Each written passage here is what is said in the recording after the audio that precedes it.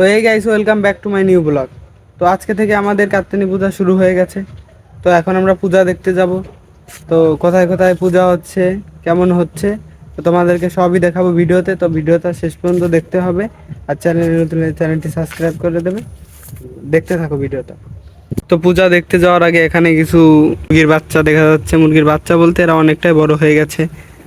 তো এদেরকে দেখতে দেখতে এখন চলে যাব পূজা দেখতে। তো আমার একটা বন্ধুর আসার কথা, অনেকক্ষণ ধরেই দাঁড়িয়ে আছি। ও বলেছে 1 মিনিট লাগবে, 1 মিনিটের জায়গায় প্রায় 1 ঘন্টা হয়ে গেল। ওর কোনো খোঁজ খবর নাই।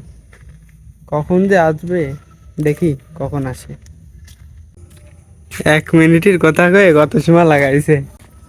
তো চলো এখন যাই। তো রাতের বাজে এখন কয়টা আপনাদেরকে দেখাই। রাতের বাজে 12টা 13। আর এখন আমরা দুজন যাচ্ছি পুজো দেখতে। আর কয়দিন পর তো আরো রাতে যেতে হবে আমাদেরকে। চলো যাই। তো তারপর অবশেষে চলেই আসলাম। এটা মাগুরার ভিতরে সবচেয়ে বড় গেট বানিয়েছে পূজাতে। তো প্যান্ডেলগুলো খুব ভালোই হয়েছিল। তারপর ভেতরের দিকে চলে যাচ্ছিলাম। তো তারপর তোমাদেরকে দেখাই, আরো ভেতরে যাই, তারপর তোমাদেরকে দেখা। তো ভিডিওটা দেখতে থাকো। তো তারপর ভেতরের দিকে চলে গেছিলাম, কিন্তু ভেতরে গিয়ে আমি আর কথা বলতে পারি নাই, কারণ অনেক জোরে বক্স বাজছিল। এই জন্য তোমাদেরকে আর, তো তারপর ভেতরে গিয়ে আর কথা বলতে পারি নাই। এটা গৌর নিতাই সেবা আশ্রম। তো নতুন বাজার থেকে একটু সামনে এগোলে এই মন্দিরটা দেখা যায়। তোমরা কে কে আসছো কমেন্টে জানিও।